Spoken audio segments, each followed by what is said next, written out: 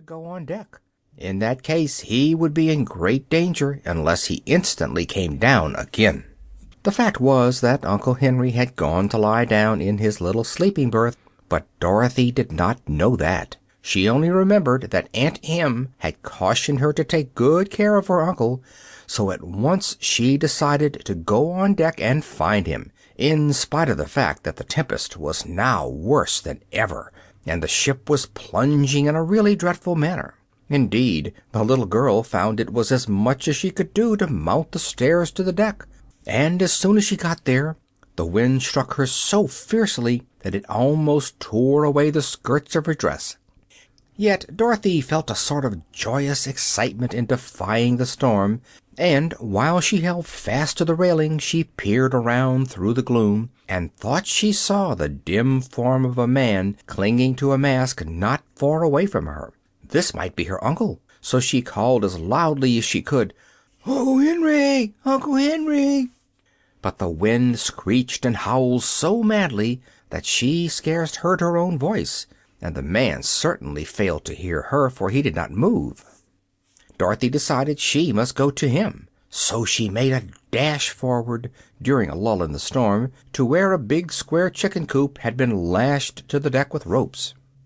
She reached this place in safety, but no sooner had she seized fast hold of the slats of the big box in which the chickens were kept than the wind, as if enraged because the little girl dared to resist its power, suddenly redoubled its fury.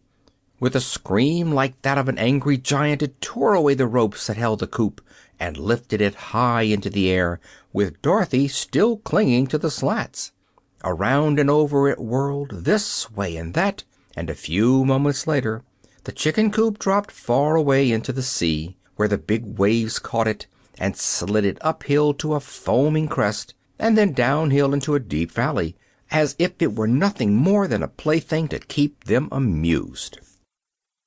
Dorothy had a good ducking, you may be sure, but she didn't lose her presence of mind even for a second.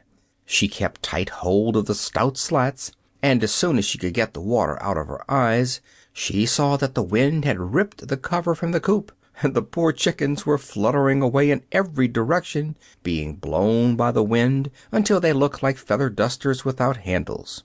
The bottom of the coop was made of thick boards, so Dorothy found she was clinging to a sort of raft with sides of slats, which readily bore up her weight. After coughing the water out of her throat and getting her breath again, she managed to climb over the slats and stand upon the firm wooden bottom of the coop, which supported her easily enough. "Why, I've got a ship of my own," she thought, more amused than frightened at her sudden change of condition. And then, as the coop climbed up to the top of a big wave, she looked eagerly around for the ship from which she had been blown. It was far, far away by this time. Perhaps no one on board had yet missed her, or knew of her strange adventure. Down into the valley between the waves the coop swept her, and when she climbed another crest the ship looked like a toy boat. It was such a long way off. Soon it had entirely disappeared in the gloom, and then Dorothy gave a sigh of regret at parting with Uncle Henry, and began to wonder what was going to happen to her next. Just now she was tossing on the bosom of a big ocean, with nothing to keep her afloat but a miserable wooden hen coop that had a plank bottom and slatted sides, through which the water constantly splashed and wetted her through to the skin. And there was nothing to eat when she became hungry, as she was sure to do before long, and no fresh water to drink, and no dry clothes to put on. "Well, I declare!" she exclaimed with a laugh. "You're in a pretty fix, Dorothy Gale, I can tell you, and I haven't the least idea how you're going to get out of it." As if to add to her troubles, the night was now creeping on, and the gray clouds overhead changed to inky blackness.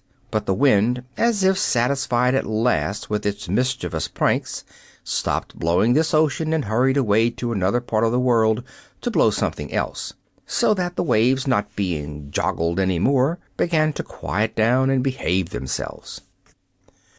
It was lucky for Dorothy, I think, that the storm subsided, otherwise, brave though she was, I fear she might have perished.